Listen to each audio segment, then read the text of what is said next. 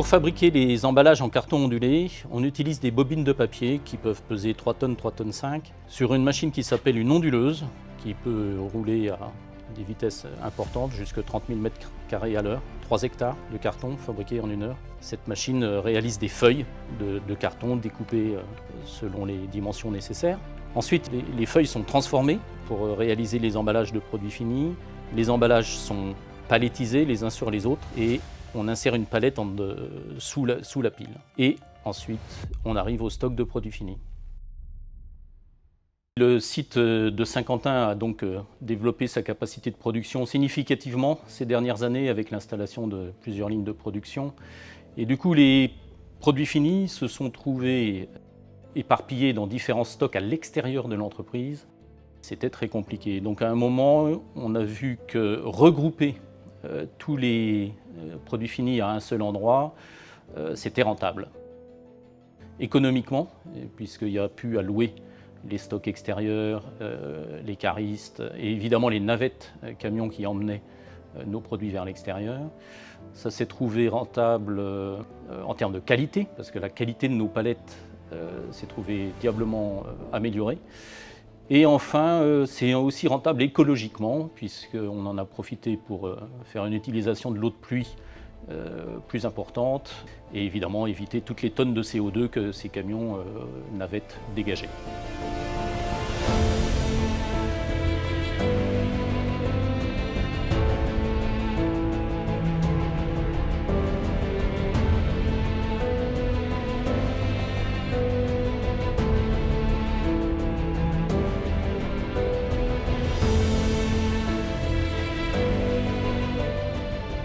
Je pense que nous, en tout cas chez VPK, la grande fierté, c'était tout simplement gérer la multitude de formats qui a du coup demandé une exigence supplémentaire au sein de la société. Donc avec la création de gammes, de nouveaux standards au sein de l'usine.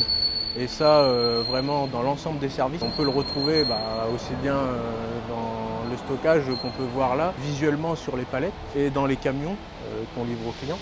Notre plus grande fierté, vraiment, c'est d'avoir réussi à modifier nos standards, à adapter nos standards pour que l'on puisse gérer tous ces formats de palettes sur les convoyeurs et au sein des transstockeurs et réussir comme ça à gérer le Tetris à l'intérieur des rayonnages et mettre toutes ces palettes dans le rayonnage.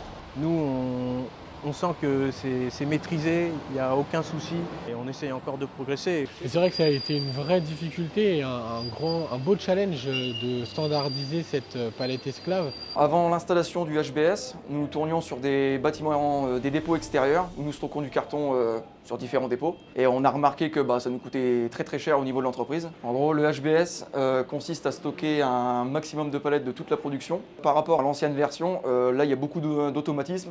J'ai dû apprendre beaucoup sur différents logiciels qui ont été mis en place lors de l'installation du HBS. Bien, un projet de cette envergure ne se passe jamais comme prévu. Au fur et à mesure de son déroulé, de nouvelles données d'entrée peuvent apparaître, des inconnues sont découvertes et il est nécessaire de s'adapter. C'est la constante de tous les grands projets d'automatisation auxquels nous sommes habitués. Et pour réaliser un tel succès, il faut le savoir, être capable de s'adapter et surtout avoir des équipes qui savent travailler ensemble et qui se connaissent. Alfie Technologies est un partenaire de longue date de Viastor avec lequel nous avons travaillé sur de très beaux projets d'automatisation comme ce projet pour VPK.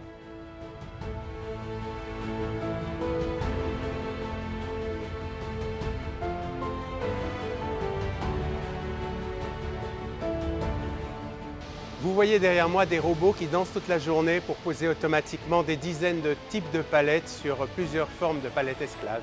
La même chose se passe en expédition pour réaliser automatiquement les camions qui vont être expédiés. Ça, c'est le monde de l'imagination, c'est le monde du concept, c'est le monde du partenariat et c'est le monde des simulations informatiques. Et après, ce projet a été livré dans une période de crise sociale, mis en route dans une période de confinement et le projet qu'on démarre, ça n'est jamais celui qu'on avait pensé au début. Et là, vous êtes dans le monde du courage, le monde de la persévérance, de la résilience et du respect de la parole donnée.